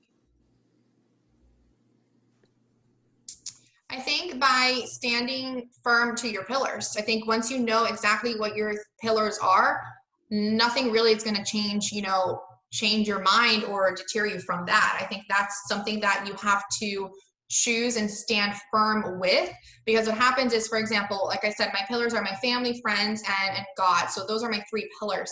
So I can't go from, having them as my pillars and then next month being like, you know what, I don't have time for them, so I'm going to ignore it. So you're not being, mentally strong, or you're not being strong to your foundation. So I think, decide what your pillars are, stand firm to those pillars. And if things start coming your way and your schedule starts getting crazy, well, they're your pillars, they are your foundation. Without them, where do you actually stand? You don't stand. So you have to know then to say, no, I actually can't commit to this obligation, or, let me see if there's another time, because I actually committed to my 3 pillars, or you have, that commitment with one of your pillars. So I think, like I said, standing ground to your pillars, and just being, just knowing when to say no also. I think we are so ready to always say yes and yes and yes and yes. And I love the generation of yes, but I also love the generation of knowing that enough is enough. And you need time for yourself. You need alone time. You need quiet time. You need time to recharge. You need time to rethink. And you need time to plan. So, and rest. Hello, rest, so important. So I think definitely just, be strong with your pillars, and then nothing really should change your mentality there. Awesome. I see here there's also another question. Yeah. So, okay, foods that make you less stressed. So there isn't exactly, just foods that make you less stressed. However, there is a certain type of food. So potassium is a mineral, and we need minerals in order for our body to work. So mineral are micronutrients in the body. So if you know anything about like dieting and things like that, that macros are carbs, protein, and fats, and then micros are vitamins and minerals. So when it comes to minerals, potassium is the mineral that is related to your stress level. So potassium is the mineral that is the easiest and the fastest depleted when you are stressed, and the hardest to replenish on your body because we're constantly always stressed. So I always recommend my clients that they are drinking a potassium smoothie, which I can write down the recipe here, or eating, you know, at least a banana a day. So any type of potassium food. So that can be like sweet potato has potassium. You can have green, you know, greens have potassium. You can have, what else off the top of my mind? The banana. Oh, coconut water. So those are all really great potassium rich foods. If you eat them every day, you're always going to be supporting that micronutrient. So yes, you're going to have, you know, stress in your life, but you're actually giving your body that support that it needs. So let me just write down the potassium smoothie. So it's spinach, 1 cup, 1/2 of an avocado, and 1 banana. So that has 1,200 milligrams of potassium in 1 cup. So if you can do that, you can also add your protein powder to it. That can be a great, you know, breakfast or a snack. So this is a great way for you to add your daily potassium, support that stress mineral, so you're always, you know, strong and able to handle stress, because no matter what happens in life, we're always going to be stressed or have stress. Nice. Awesome. Didn't know that about potassium. Oh, I love minerals. I talk about minerals all the time in my Instagram. It's my favorite topic because people don't know about it. And it's so important for our entire, you know, body's function. Nice, nice. I'm going to need to tune in on your Instagram then to be educated. Yeah. Awesome. Hello, Victoria. How are you? Hi, good. How are you? Well, I'm glad to have you here. Angel always has like the greatest speakers. Oh, thank you. Yeah. So my question might be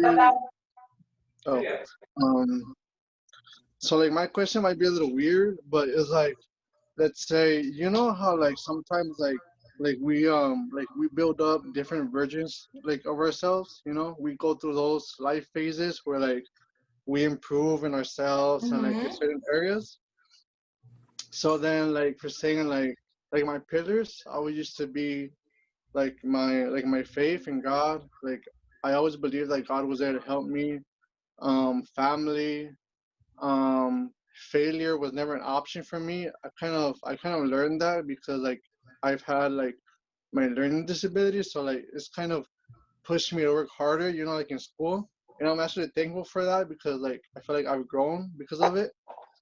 But for some reason, like I'm always trying to like I'm always fighting like and like having like some type of a of dilemma in my head of like which type of virgin I want to be, because like I do want to be successful, you know, I do want to pursue different goals, but for some reason like my consistency isn't that good, and there's sometimes I don't know, like my mind just throws me off and I just lose focus in the version that I want to be. Like in growing, it just I become like a mixture, and then that's when I feel like I get lost in the version that I want to be.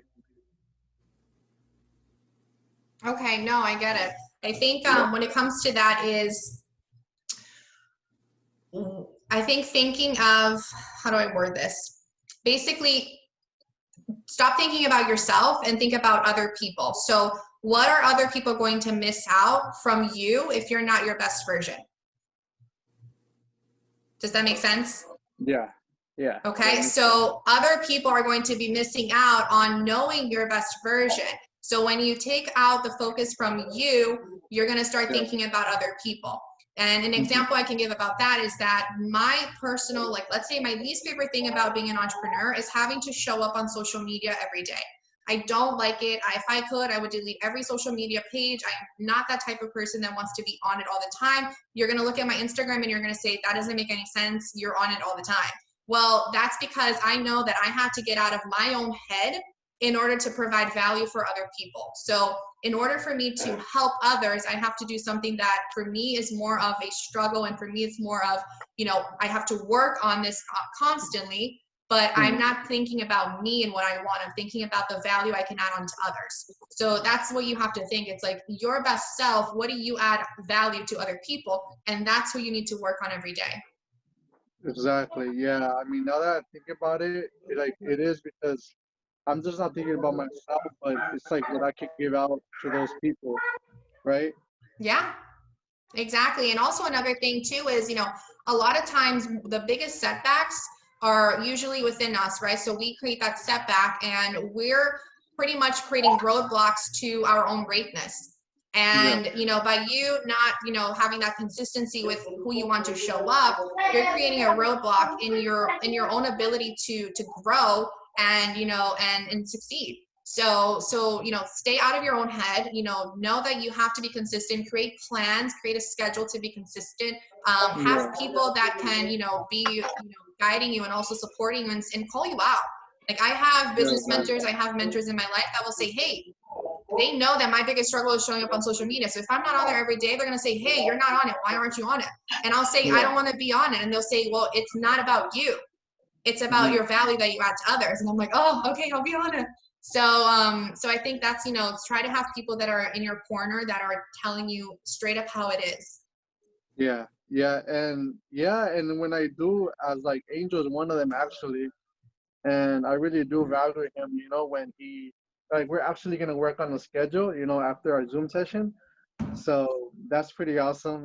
Looking forward to that. But yeah, like I feel like the circle that I have right now, it kind of they actually do represent like an example because like I see how hard they like how hard they're trying to develop themselves.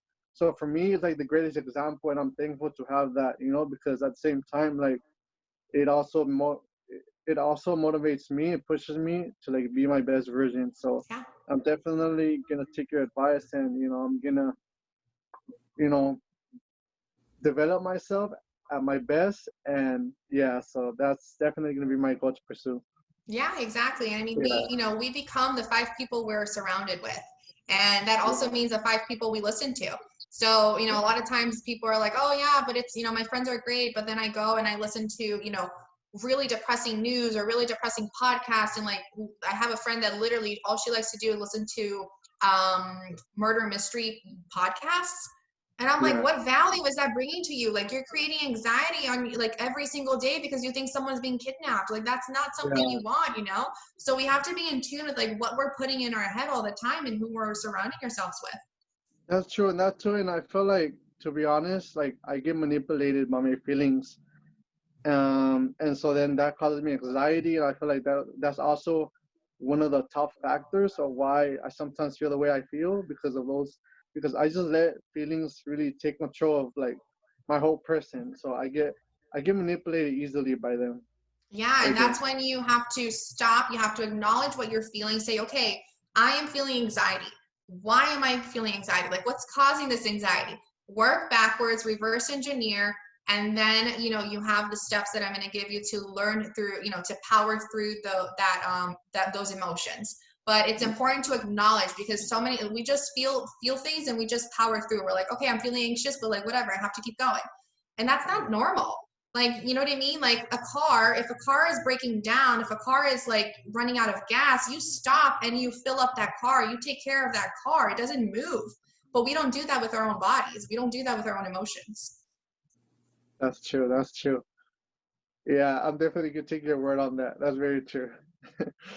Very true. Thank you. I really appreciate you. Thank you. You're welcome. Okay, I have another one right here. How can I get over the feeling of, about people making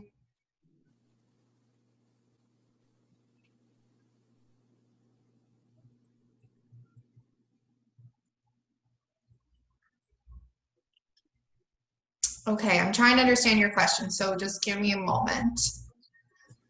Or if you're on here, if you can explain like the background of this, that would help me.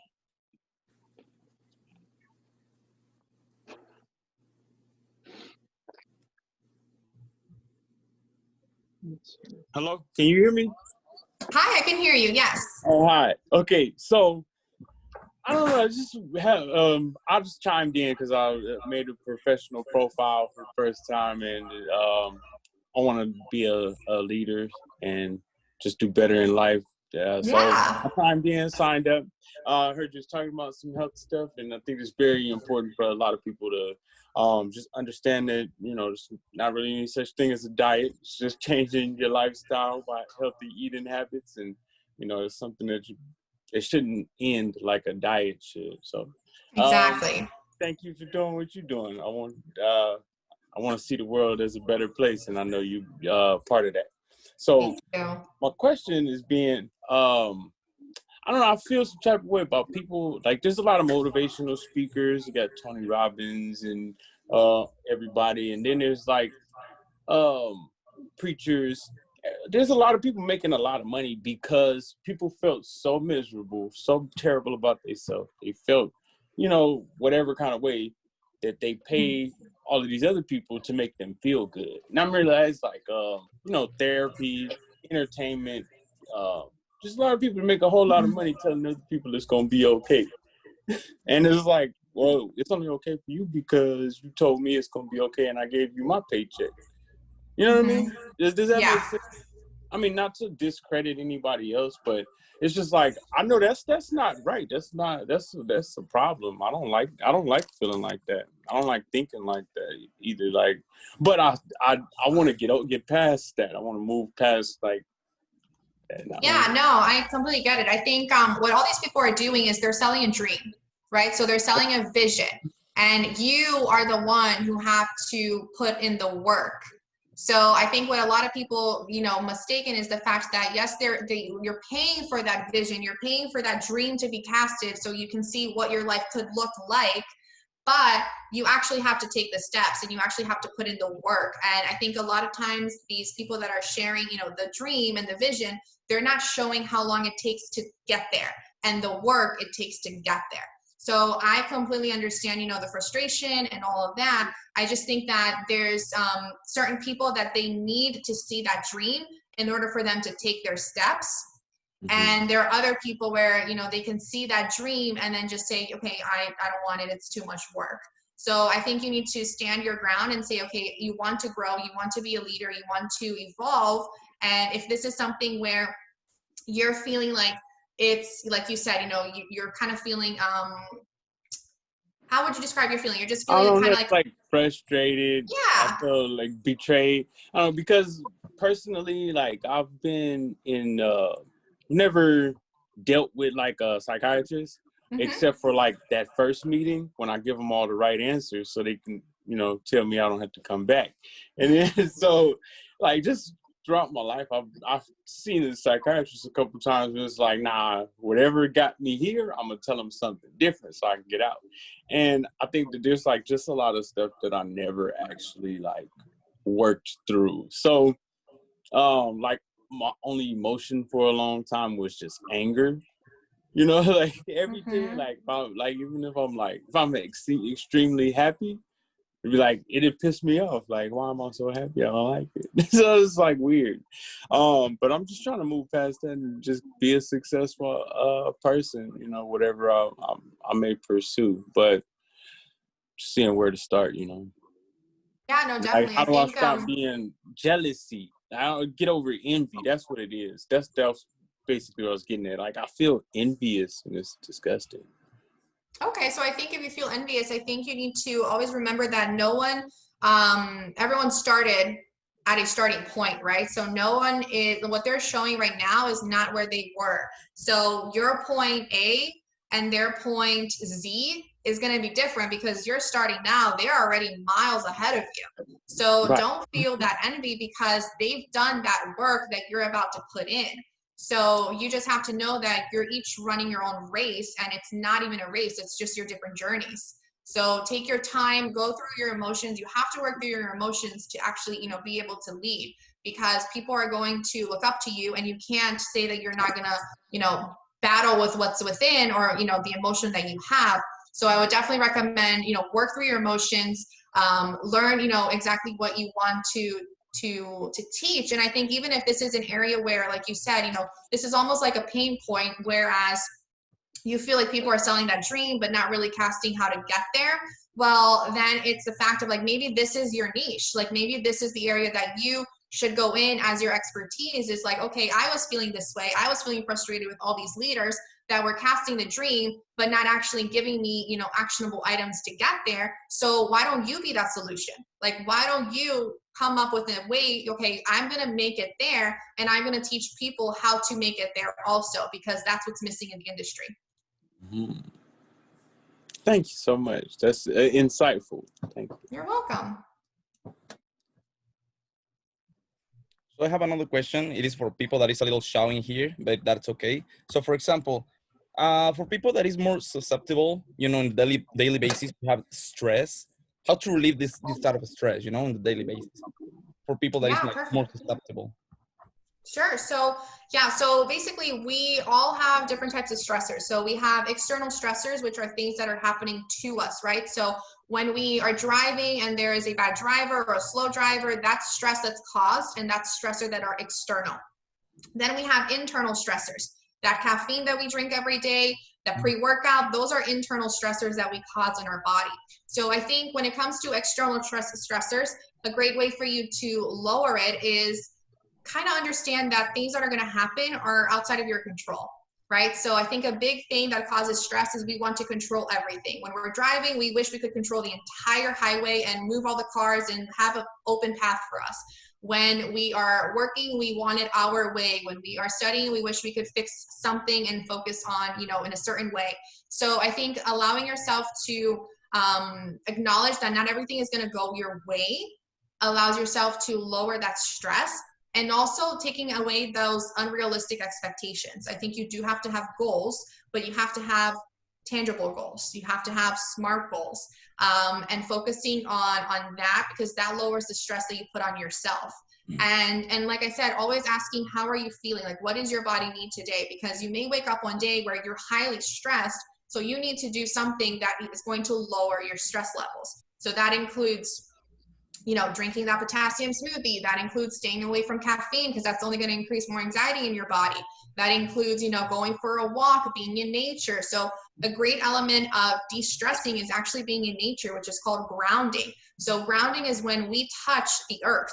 So people that, you know, are tree huggers, have you seen those? That they literally go hug a tree? Well, they're actually connecting with the earth. And it may sound really strange, but there is a element to our body that we need earth. And, you know, that's how we were created. We were in earth, and now we're not. We walk with shoes. We don't touch the sand. We don't touch dirt. We literally don't touch anything because there's coronavirus. So we need to be grounded with the earth, right? So if you're having those days of stress, if you're anywhere by a beach, go to a beach. If you have anywhere that has grass, take off your shoes and just stand in the grass. Like that, you're getting literally, what's it called? You're getting elements from the earth, and you're getting energy from the earth right through you. So those are great natural ways for you to de-stress. Spending some time in the sun, that increases your vitamin D. So I'm focusing more on the, I would say what's it called? The primal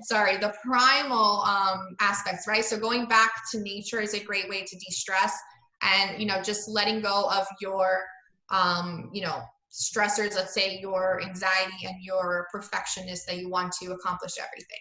Now, when it comes to internal stress, then, like I said, removing that caffeine that's going to cause, removing that pre-workout, eating healthy, eating a good balanced, you know, diet when you're feeling more stressed out, staying away from processed foods.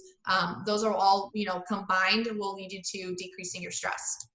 Amazing. And do you believe that a factor of stress could be smoking for smokers, or not really? So smoking can actually be something, well, smoking cigarettes or weed? Cigarettes. Okay, so smoking cigarettes can actually be a coping mechanism for stress. So when smokers have stress, they will go to their cigarette, or they will go to, you know, if they have anxiety, they will go to that cigarette also. So yes, definitely that's something that, you know, we have to be able to work on and find other ways to calm yourself down, because it's more of, you feel that anxiousness and you grab the cigarette. All right. And any advice, like how to, you know, remove that aspect about cigarettes in your life? So it depends for the person. So usually, people that, you have to have a reason. What is your why? Like, why do you want to, you know, or whoever wants to remove the cigarette from their life? You have to really have a tangible why and a strong why. Otherwise, you'll always go back to it because it's just something that is so familiar, to your body and something that your body's going to crave. You're going to go through a period of detoxing. So unless your why is very strong, it's not, let's say, not that it's impossible, but it's something that you're always going to be driven towards. So first establish your why, believe in your why. And then the best way is, go full turkey, take it out and have a support system. Have people that are going to support and say, hey, you said no more, it's no more. So we're going to be by your side and we're going to take it away from you because you don't need it, and then learn other coping mechanisms to deal with your stress. So breathing exercises, yoga, like I said, the grounding. You have to find other ways to let go of that stress and be able to work through your emotions versus just go and get, the cigarette, which is the easy way out. All right, fine. And just one more about creating a business. Any advice for a college student that is starting to get starting a business or would like to start a business, maybe not college student? Yeah, perfect. I think the biggest advice is that you need to be really passionate about what you're starting because it is going to be hard. And yes, it's going to be, fun and great, but there's also going to be trials into relation. So you need to know your reason behind the starting your business. What is your passion? Why are you here? What is your story?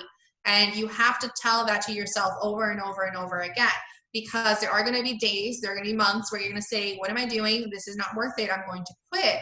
And you need to know that, no, you're not going to, because your why is greater than this pain that you're going through or this, slow period in sales or, whatever transition your company is going through.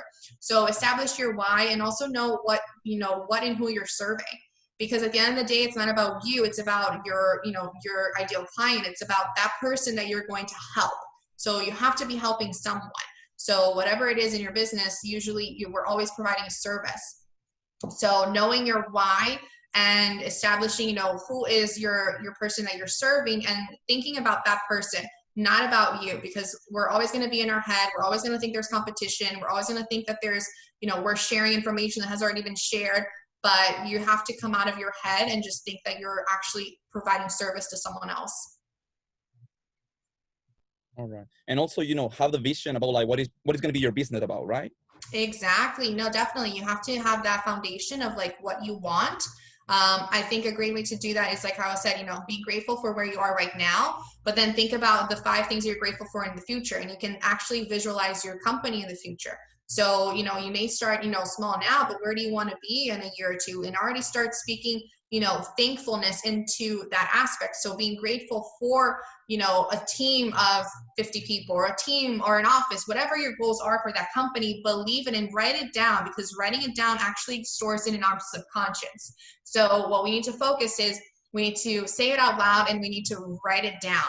So what I always do with my goals is I will record myself saying it out loud. And if I'm driving, whatever it is, I will play myself recording, because not that I love hearing myself, but I want to hear my goals. So I will hear myself and then also just write it down. Amazing. I fully appreciate it. Thank you so much. You're welcome. You're amazing, Victoria. Oh, thank you. And definitely needed you in my life. You're so, and like, I'm thankful that there's so many people who are here to like speak to us, really very thankful. Thank you. And from the heart. I'm pretty sure and positive that it really does make a difference, and it really does leave like a long lasting impact in our minds and hearts. That's great. No, this is a great platform, and you guys are all lucky that you have, different speakers all the time, because this is the best way to learn and actually, take tools for your own life, because these are real, tangible life experiences that people are sharing. Yeah, it is. Thank you. You're welcome. Awesome. I've been loving the questions I've been hearing so far. They're awesome. So I want to ask, last call for a couple questions before we close the event. Does anyone want like a final question answered.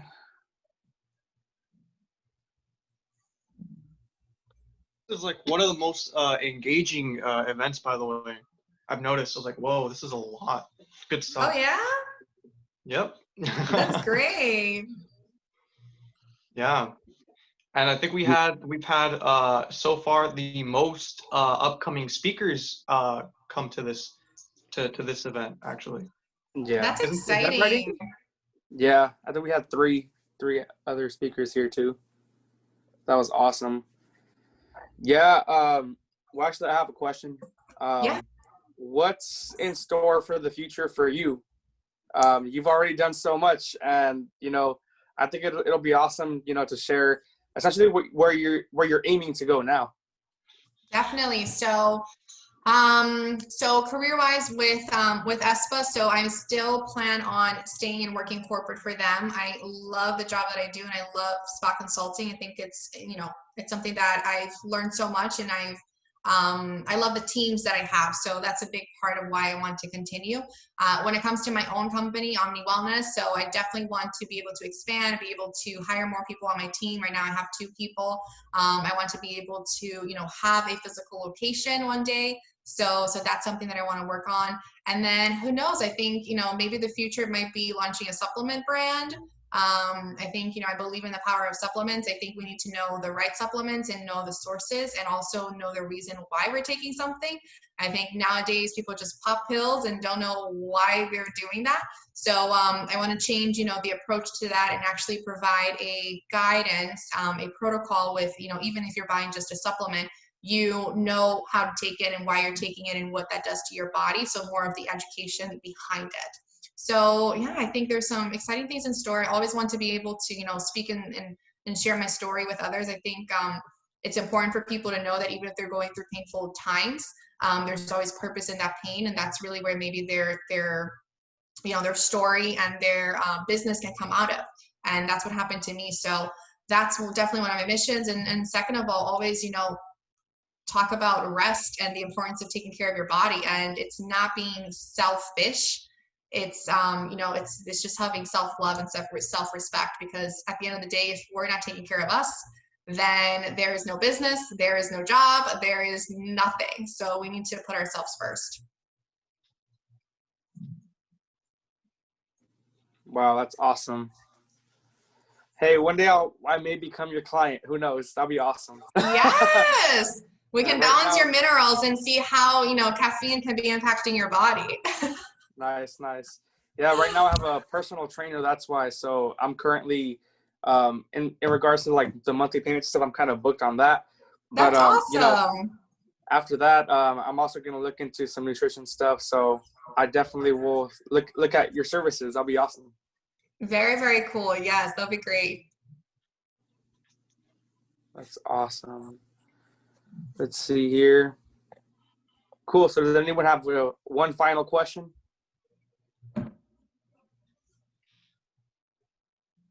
Last but certainly not least.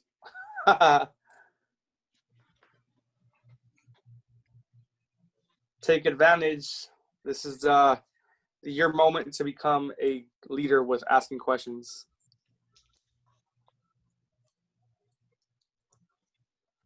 India. It's morning in India now, and it could. That's awesome. Wow. Thank you, Sylvia. Thank you. India. I appreciate it. Wow. What time is it over there, Victoria? Here it is 11:53 p.m. Oh, wow. So you see these bags under my eyes? They're not Chanel. They are real tired bags. Sorry. Oh, I see. Oh, no. They're not Chanel. They're not Gucci. They're not Gucci. They're like, no. They look nice though, Victoria. Don't be secure. They look Thank you. 9:30 a.m. in India. Wow. Wow, it's 9:30 a.m. Wow. Very I love different. this from all over the world. That's so cool. Yep, and we're only gonna keep growing. Hopefully, Yes. I mean, in the future, you never know. Evolution of Leadership and your business can maybe host a co-event and talk about like the leadership of nutrition, and we can go Exactly. into really deep stuff. So, yeah, ultimately we're trying to see, after COVID, we can go ahead and, make sure that we can host events, in-person events anywhere. And I think Miami would be awesome to go to. Definitely. Very, very exciting. Awesome. So it seems as if there's no more questions left here. Awesome. Sounds good. Let me just copy the rest of the emails real quick before we get off so I don't lose you. 1 second. Okay, most definitely. So I can send over the guide. Okay, sounds awesome. Thank you so much. What's the next event or the upcoming things, Angel? What are the things to come? So the next event, I believe, is Sandia is actually going to be at the next event next Thursday. She's here on the call with us. Yeah. Perfect. So yeah, guys, hop in for the next one. It should be really cool. I didn't quite know the list specifically, but yeah, that's gonna be very exciting. We're very excited for you, Sandia, and yeah. Yep. I see Roger. Besides that, I see Roger put a question up here. Oh, okay. He said, "What is the most beneficial actions to take in pursuing an influential role in career or in general?" Ooh, that's a good question. What is the most beneficial actions to take in pursuing an influential role? Consistency. I think you have to be consistency in showing up with whatever you believe in, whatever your mission is, whatever your business is, because you have to pretty much preach your message over and over and over and over again.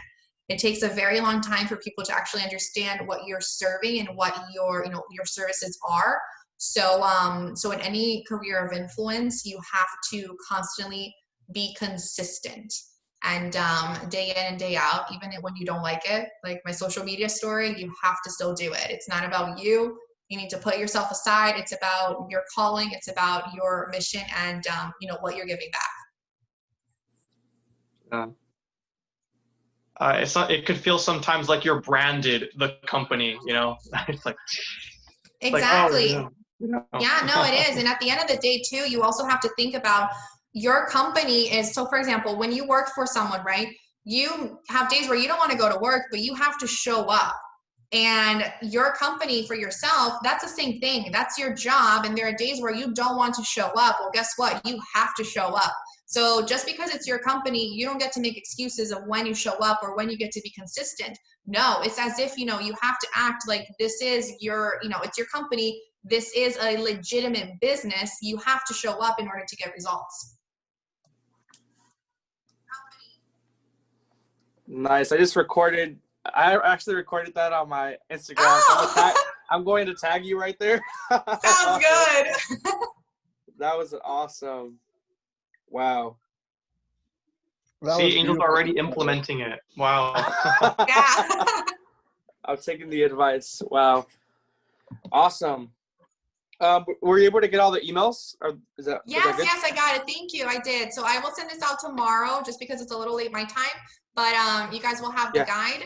And then just make sure, follow me on social media and LinkedIn and all the good stuff so we can stay in touch. And if you have any questions also, you can feel free to reach out. You'll have my email.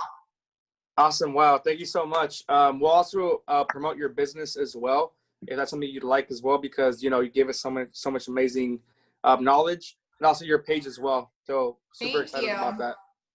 Wow. So thank you every single person who hopped on today. Thank you for investing in yourself, your personal knowledge. At the end of the day, it's important for you to take time out of your day to learn new things. And I think that we all learned something today about nutrition. I didn't know about potassium like that. I didn't know about the stress, So wow, thank you so much, Victoria. Round of applause to Victoria. You're an amazing speaker. And, hopefully we do some amazing work in the future. Thank you so much. Thank you, guys. Thank you so much. It's a pleasure being here and really, really inspired by everything that you're doing. And excited to see, maybe I can follow along with your guys' journey and see all of your businesses thrive and you be the incredible leaders that you're meant to be. Just always remember, don't second guess yourself. what's in your heart, go for it, and you're able to accomplish the incredible dreams that God has in place for you. Awesome. Wow, thank you so much. All right, everyone, good night. And Sandia, good morning. Yes. Morning. Good morning. I hope you have an amazing day today, Sandia, and I hope everybody has a great night's sleep tonight. Yeah. An amazing one. Bye, everyone. Thank you. Thank All you. right. Thank you, Victoria. Bye. Thank you, Richard. Bye, Thank you. Victoria. Bye. Bye. Bye, Nice Angel. meeting you. Bye. Bye. Bye. By students of Sandia as well. Yes. Thank you so much, Cynthia. Have a great one. We fully appreciate it. Richard. All right. Bye.